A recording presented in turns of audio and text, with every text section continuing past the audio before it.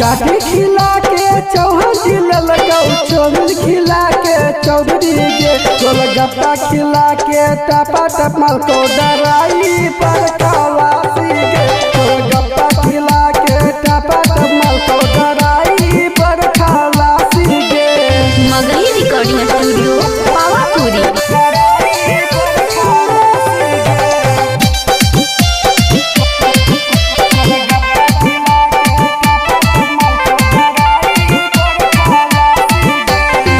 ताती पासबान जी भिड़ाई दल कौटाका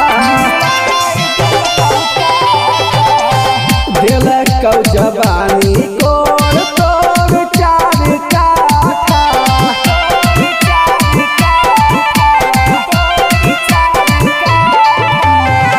ताती पासबान जी भिड़ाई दल कौटाका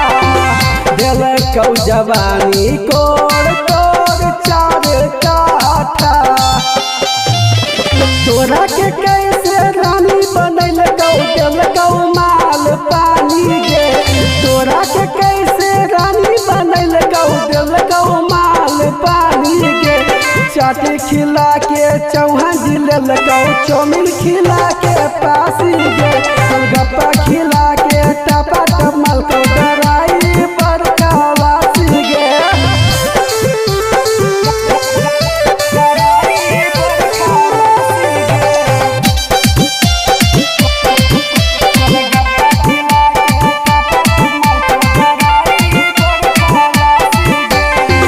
बबलू बिहारी के तू कई देवी माना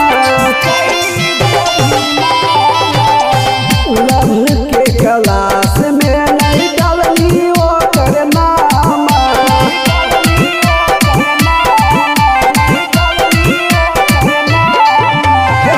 बबलू बिहारी के तू कई देवी माना लभ के क्लास में नहीं डालनी ओकर नामा